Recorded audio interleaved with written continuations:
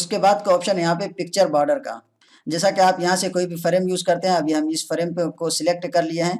अब हम इसके बॉर्डर का कलर को चेंज करना चाहते हैं तो पिक्चर बॉर्डर पे जाएंगे और यहाँ पे जो भी कलर हम सिलेक्ट करेंगे, जो फ्रेम हम यहाँ पे यूज़ किए हैं उस फ्रेम का जो बॉर्डर है वो यहाँ से चेंज हो जाएगा। यहाँ पे देखिए हम इसको रेड कर देते हैं। जो हम फ्रेम यहाँ से यूज़ किए थे, जो पहले व्हाइट था, अब ये रेड हो चुका है। इसी तरीके से अब यहाँ पे नीचे एक और ऑप्शन दिया हुआ पिक्चर इफेक्ट का। जब आप इस पर क्लिक करेंगे तो यहाँ पे बहुत सारे शेडोज और 3D इफेक्ट्स मिल जाएंगे। सबसे पहले वाले पे हम क्लिक करते हैं। अब यहाँ पे देखिए पिक्चर का लुक बिल्कुल चेंज हो जा रहा है। जिस तरीके से 3D पिक्चर हुआ करती है, 3D इमेज होता है, उस तरीके से ये चेंज हो रहा है। तो आप इसको इस तरीके से यहाँ से यूज़ कर सकते हैं। उसके अलावा इसमें और भी बहुत सारे ऑप्शंस हैं। यहाँ पे देखिए शेडो का ऑप्शन है, जो भी शेडो आप यूज़ करना चाहें यहाँ से कर सकते हैं। उसके अलावा यहाँ पे और भी रिफ्लेक्शन का है।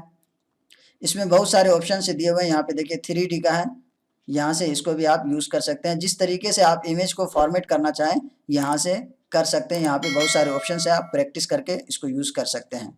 उसके बाद का ऑप्शन है पोजीशन का, यानी जो भी इमेजेस आप इसमें यूज़ करना चाह रहे हैं डॉक्यूमेंट्स में, अब उसको कहाँ पे रखना चाहते हैं उसका पोजीशन आप यहाँ से चेंज कर सकते हैं। जैसे इस पर क्लिक करते हैं, यहाँ पे देखिए बहुत सारे ऑप्शन है।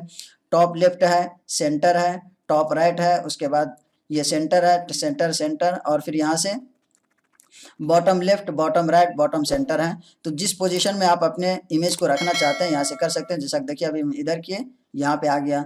फिर हम इस पर सिलेक्ट करते हैं और यहाँ से इसको हम सेंटर करते हैं तो ये देखिए बिल्कुल पेज के सेंटर में आ गया है। फिर उसके बाद पोजीशन पे जाते हैं और यहाँ से हम बॉटम लेफ्ट कर लेते हैं और इस पर क्लिक करते हैं। देखिए अब इमेज हमारा यहाँ पे आ चुका है।